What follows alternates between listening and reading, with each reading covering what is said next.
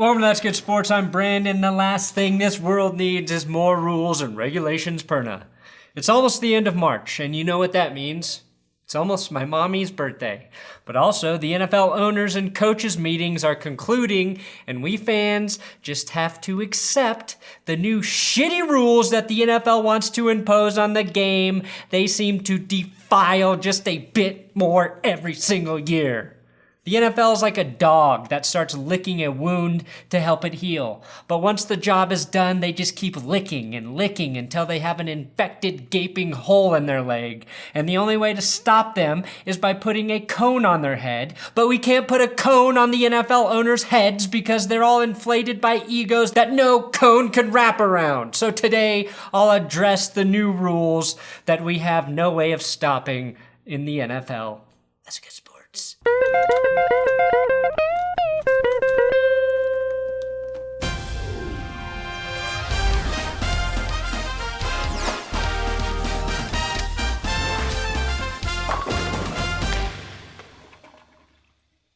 If I do the hand stuff enough, will you subscribe? Also, this episode is sponsored by my best friends over at Manscaped. What is man's greatest fear? It's sharp objects close to his genitals.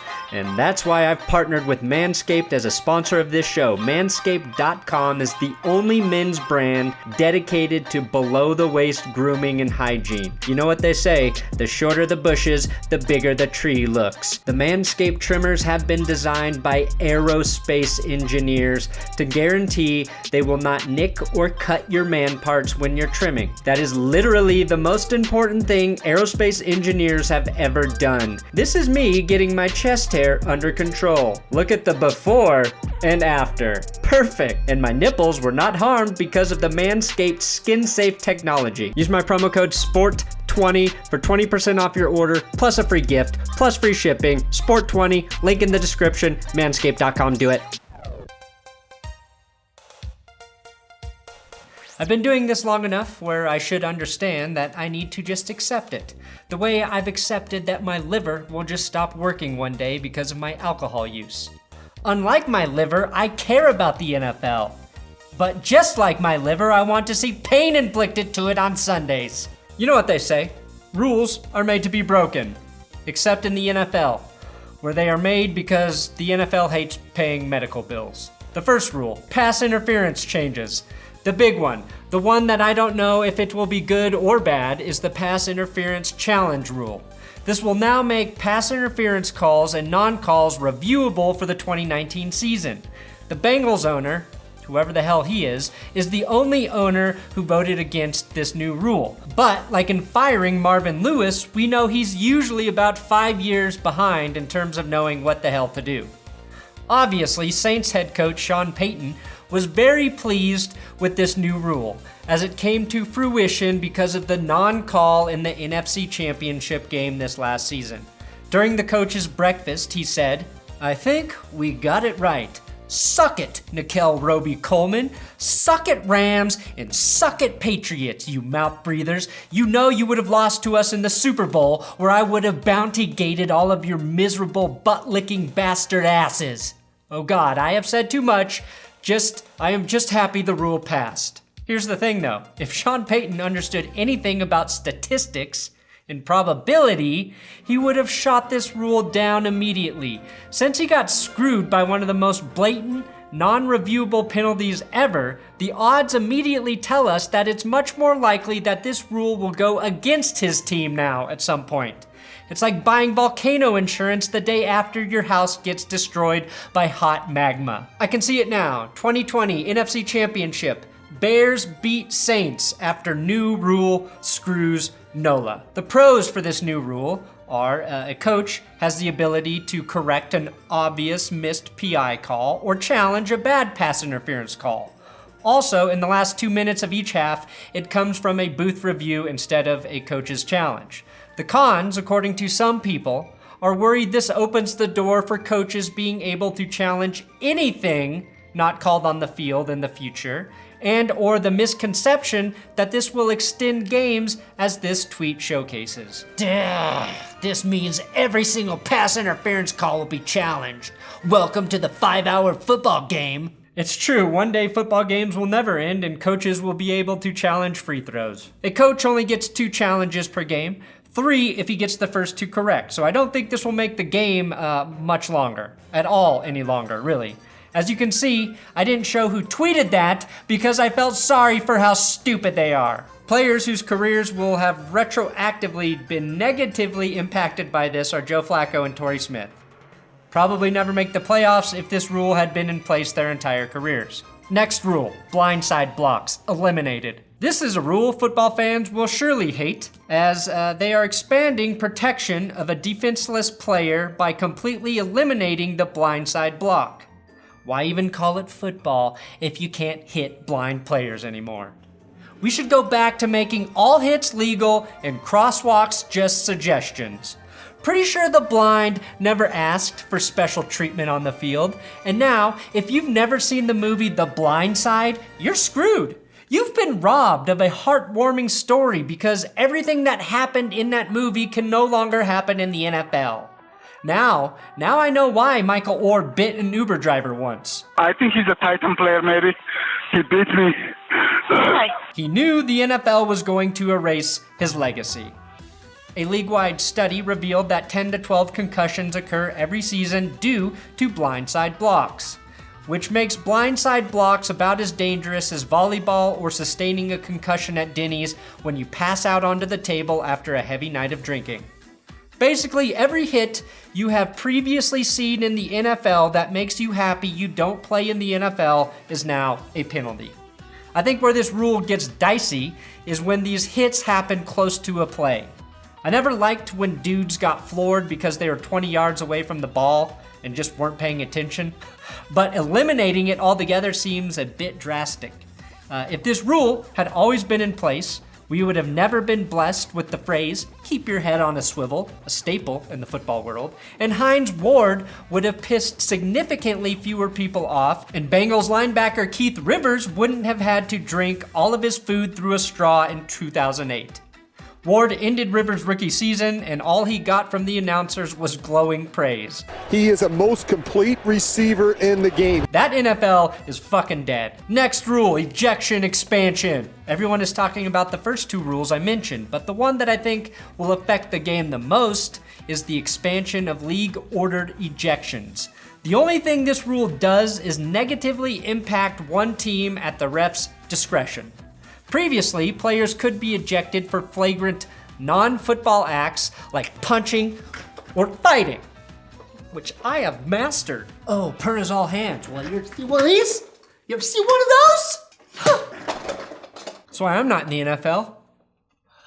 Kick too much ass. But now, Al Riveron will be able to order the ejection of players for flagrant football acts like a hit to the head or neck of a defenseless player. Before it was limited to fights, now it can be ejected for in-game hits, which again, as we have seen, is already a penalty refs do not enforce correctly or consistently. So to make a rule they already can't enforce correctly more volatile, players can be ejected for attempting to tackle too hard. Look, I know this rule is intended for the Vontaze Burfict type hits, which is fine, but I also know it's going to piss me off 50% of the time. I also don't think players should be ejected for fighting. One, because it's entertaining as hell. Finally, something Eminem and I can agree on. Sorry, Em, I never wanted to clean out my goddamn closet. And 2, football is supposed to be violent. And 3, when players do fight, nobody ever gets hurt. The fights are almost always far less dangerous than playing the sport of football, but I digress. Players who would have been most affected by this new rule, John Lynch, would probably be in jail instead of the 49ers front office. Steve Atwater would still remember the end of Super Bowl 32. And instead of Weapon X, Brian Dawkins would have been known as, "Welcome to Olive Garden. My name is Brian, and I'll be taking care of you today." Eventually fired for never upselling dessert. Next rule, and this one can affect the game the most for doing the least. Unsportsmanlike conduct after a touchdown. Another rule change is that personal fouls or unsportsmanlike conduct penalties during a touchdown or touchdown celebration can now be enforced on the extra point or on the ensuing kickoff. Before, it was just the kickoff, which wasn't a big deal since kickoffs are bullshit from the 35-yard line for NFL kickers. But now, a 33-yard extra point can turn into a 48-yard extra point attempt for a bad celebration or taunting penalty after a score. With the false start on a point after attempt, we could see 50-plus yard extra point attempts next season. So I guess I'll never get to see Antonio Brown slowly dry humping the turf while flipping off the Steelers' owner's box without penalty, like I always dreamed of.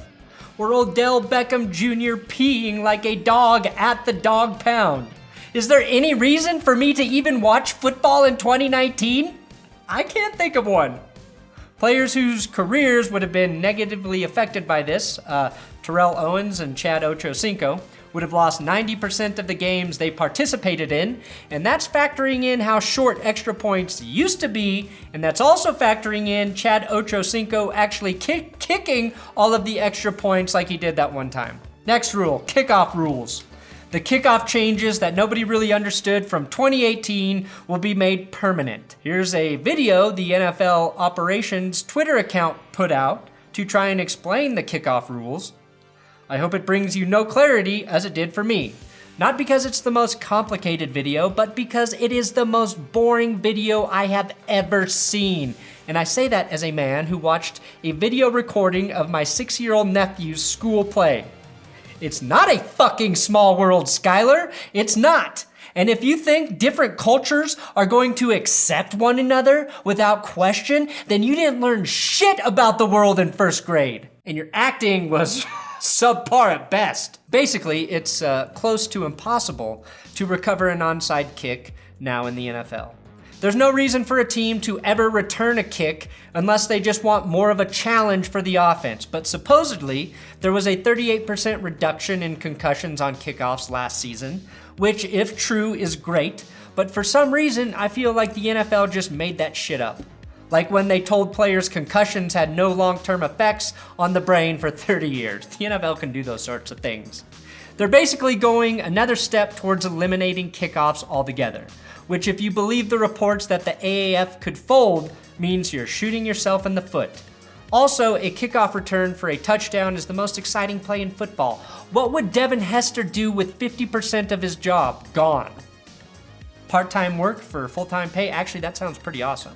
But we would have had to get a whole other touchdown out of Rex Grossman just to keep Super Bowl 41 entertaining, and you know that wasn't happening. Next rule, double fouls on change of possession. Every year, the NFL creates at least one rule that cannot be understood by anyone. This year, it's the double foul on change of possession. Let me just read it to you, as is. If both teams foul after the last change of possession, double foul after change of possession, in brackets, the team last in possession shall retain the ball, and the fouls offset at the spot where its foul would be enforced if it was the only foul.